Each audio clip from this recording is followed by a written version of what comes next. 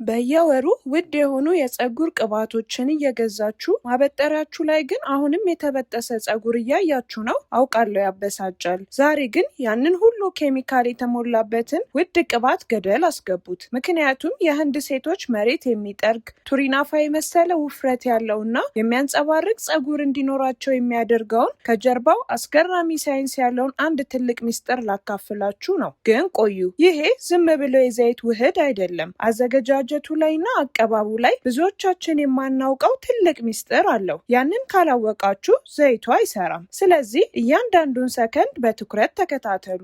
እስቲ መጀመሪያ ሱቅ ሄደን በውድ ዋጋ የምንገዛቸው ቅባቶች ለምን ለውጥ እንደማያመጡ በሳይንስ ላስረዳችሁ። ብዙዎቹ ውድ ቅባቶች ጀርባቸውን ስታነቡት ሲሊኮንና ሚነራል ኦይል የሚባሉ ነገሮች አሉባቸው። እነዚህ ነገሮች ምንድን ናቸው? ልክ እንደ ፕላስቲክ ናቸው። ፀጉራችን ላይ ስንቀባቸው የፀጉራችንን ውጫዊ ክፍል ኪዩቲክል ሸፍነው ድምቅ ያለ ብርሃን ይሰጡታል። እናንተም ፀጉራችሁ ያማረ ይመስላችኋል። ግን እውነታው ይሄ የፕላስቲክ ሽፋን ከውጭ ምንም አይነት ውሃም ሆነ አየር ወደ ፀጉራችን ስር እንዳይገባ ቆልፎ ይይዘዋል። ከጊዜ በኋላ ፀጉራችሁ ከውስጥ እየደረቀ እየተሰባበረና እየተበጠሰ ይመጣል። ለዚህ ነው ቅባት ስትቀቡ ያማረ የሚመስለው፣ ስትታጠቡት ግን ወደ ጭራነት የሚቀየረው። የህንድ ሴቶች ይሄንን ያውቃሉ። ለዛ ነው ፀጉራቸውን በፋብሪካ ኬሚካል ሳይሆን በቀጥታ ወደ ፀጉር ስር ሰርስረው በሚገባ የተፈጥሮ ንጥረ ነገር የሚያሳድጉት። ይሄ ሚስጥር ደግሞ እዚሁ ጓዳችን ውስጥ ያለ ነገር ነው። የህንዶች የፀጉር ሚስጥር ዋናው የልብ ትርታ አብሽና ቁርንፉድ ናቸው። አዎ በትክክል ሰምታችኋል። ማድቤታችን ውስጥ ያለው አብሽ። ግን ለምን አብሽ? ዝም ብሎ ባህል ስለሆነ አይደለም። ከባድ ሳይንስ አለው። አብሽ በውስጡ ፋይቶ ኢስትሮጅን የሚባሉ ውህዶች አሉት። እነዚህ ውህዶች በሰውነታችን ውስጥ ካለው የኢስትሮጅን ሆርሞን ጋር ተመሳሳይነት አላቸው። ኢስትሮጅን ደግሞ የፀጉር መነቀልን በማስቆምና አዲስ ፀጉር በፍጥነት እንዲበቅል በማድረግ አንደኛ ነው። በተጨማሪም አብሽ ኒኮቲኒክ አሲድ አለው። ይሄ አሲድ የፀጉር ስር በፕሮቲን እንዲሞላና ፀጉር ሲበቅል ወፍራም ሆኖ እንዲወጣ ያደርጋል። አብሽ ብቻውን ግን ጀግና አይሆንም፣ አጋዥ ይፈልጋል። እዚህ ጋ ነው ቁርንፉድ የሚገባው። ቁርንፉድ ዩጂኖል የሚባል ኃይለኛ ንጥረ ነገር አለው። የቁርንፉድ ስራ ምንድን ነው? ጭንቅላታችን ላይ ስንቀባው የደም ዝውውርን በከፍተኛ ፍጥነት ይጨምራል። ደም ማለት ደግሞ ምግብ ነው። ጭንቅላታችን ላይ ደም በደንብ ሲዘዋወር የፀጉር ስሮችን በቂ ኦክስጅንና ምግብ ያገኛሉ። ያኔ ፀጉር ማደግ እንጂ ሌላ ምርጫ አይኖረውም። ግን ቆዩ፣ እነዚህ ደረቅ ነገሮች ዝም ብለን ጭንቅላታችን ላይ አንነሰንሳቸውም። ወደ ፀጉራችን ስር ሰርስረው እንዲገቡ ተሽከርካሪ ያስፈልጋቸዋል።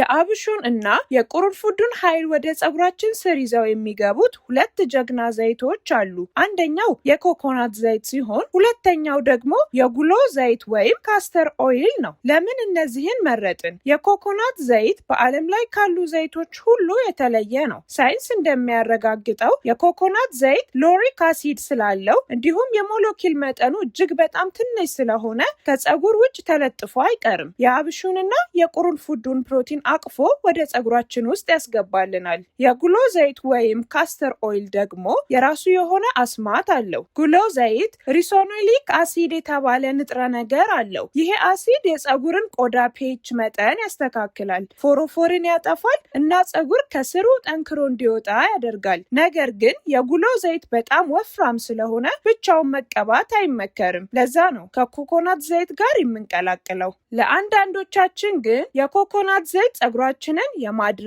ወይም የማጠንከር ባህሪ ሊኖረው ይችላል። በተለይ ሎ ፖሮሲቲ ፀጉር ላላችሁ። ይሄ የእናንተም ችግር ከሆነ አትጨነቁ። የኮኮናት ዘይቱን በወይራ ዘይት መቀየር ትችላላችሁ። የወይራ ዘይት በበኩሉ ኦሊክ አሲድ እና ስኳሊን የተባሉ ውህዶች ስላሉት ፀጉርን ከስሩ በማራስ እጅግ በጣም ለስላሳ ያደርገዋል፣ መበጣጠስን ያቆማል።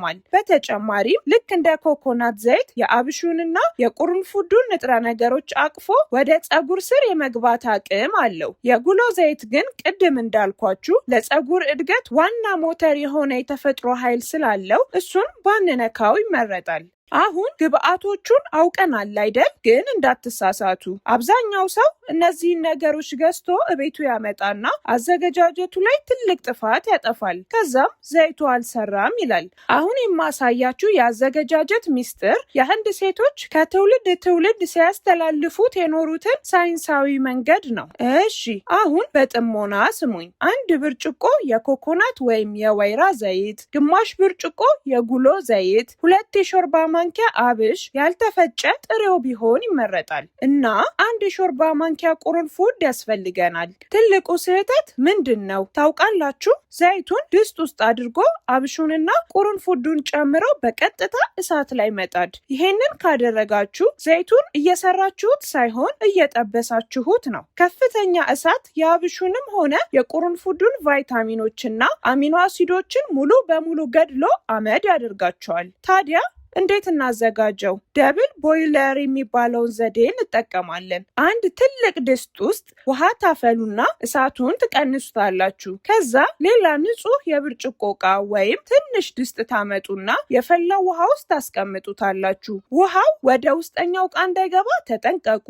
ዘይቶቹን፣ አብሹንና ቁርንፉዱን በዚህ በውስጠኛው ዕቃ ውስጥ ታደርጉታላችሁ። በዚህ መንገድ ዘይቱን በቀጥታ በእሳት ሳይሆን በውሃው እንፋሎትና ሙቀት ብቻ ቀስ ብሎ ይሞቃል። ይሄ ሂደት ቢያንስ ለ30 ወይም 40 ደቂቃ መቆየት አለበት። በዚህ ሰዓት ሙቀቱ የቁርንፉዱን ኢጄኖልና የአብሹን ፋይቶስትሮጅን ቀስ እያለ እየመጠጠ ወደ ዘይቱ ውስጥ ይቀላቅለዋል።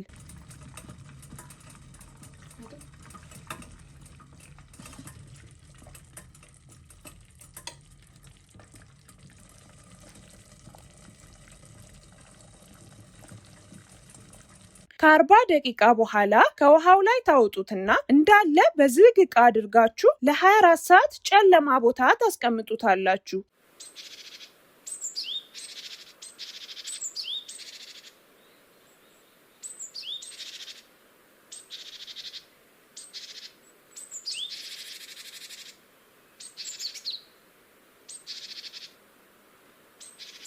ይሄ ኢንፊውዥን ይባላል። ንጥረ ነገሮቹን ሙሉ በሙሉ ዘይት ውስጥ ተዋህደው ይወጣሉ። በማግስቱ አጥልላችሁ ንጹህን ዘይት ዕቃ ውስጥ ታስቀምጡታላችሁ። አሁን ሱፐር ዘይቱ ዝግጁ ነው። ግን ይሄን ዘይት ዝም ብሎ መቀባት ለውጥ አያመጣም። የህንድ ሴቶች የሚጠቀሙት አንድ ልዩ የአቀባብ ስልት አለ።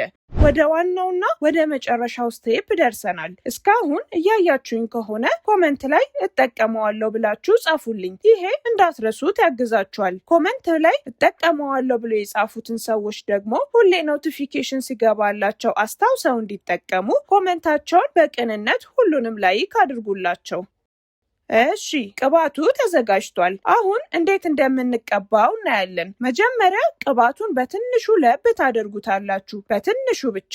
የሞቀ ቅባት የፀጉርን ቀዳዳዎች ከፍቶ ንጥረ ነገሮቹ ቶሎ እንዲገቡ ያደርጋል። ከዛ ፀጉራችሁን ከፋፍላችሁ የፀጉራችሁን ቆዳ ብቻ በደንብ ትቀባላችሁ። ጫፉ ላይ ብዙ መጨነቅ አያስፈልግም። ቅባቱን ከተቀባችሁ በኋላ አልጋ ላይ ወይም ወንበር ላይ ትቀመጡና ጭንቅላታችሁን ወደ ታች ወይም ወደ መሬት ዘቅዝቃችሁ ትደፋላችሁ። በዚህ ሁኔታ ላይ ሆናችሁ ጭንቅላታችሁን በጣታችሁ ጫፍ ለ4 ወይም 5 ደቂቃ በደንብ ማሳጅ ማድረግ። ይህን ስታደርጉ ምን ይፈጠራል? የሰውነታችሁ ደም በሙሉ ወደ ጭንቅላታችሁ ይጎርፋል። ቅድም ዘይት ውስጥ ያለው ቁርንፉድ የደም ዝውውር ይጨምራል ብያችኋለሁ አይደል? አሁን ደግሞ እናንተ ራሳችሁ ደሙን ወደ ጭንቅላታችሁ አምጥታችሁታል። ይህ ማለት የፀጉር ስሮቻችሁ እጥፍ ድርብ በሆነ መጠን ምግብና ኦክስጅን እያገኙ ነው። ስለዚህ የሞተው የፀጉር ስር ሁሉ ይነቃል። ከ5 ደቂቃ በኋላ ቀስ ብላችሁ ቀና ትሉና ፀጉራችሁን ሰብስባችሁ ሻወር ካፕ ታደርጉበታላችሁ። ቢያንስ ለ2 ሰዓት ወይም ደግሞ ማታ ማታ ተቀብታችሁት ጠዋት መታጠብ ትችላላችሁ። ስትታጠቡ ግን በፍጹም በቀዝቃዛ ውሃ እንዳትታጠቡ። የጉሎ ዘይት ወፍራም ስለሆነ በቀዝቃዛ ውሃ አይለቅም። ስለዚህ ለብ ባለ ውሃና ሻምፖ በደንብ አድርጋችሁ ታጠቡት። በሳምንት 2 ብቻ ይህንን ሞክሩትና በወር ውስጥ ፀጉራችሁ ላይ የሚመጣውን እብድ ያለ ለውጥ ራሳችሁ ላይ ታዩታላችሁ።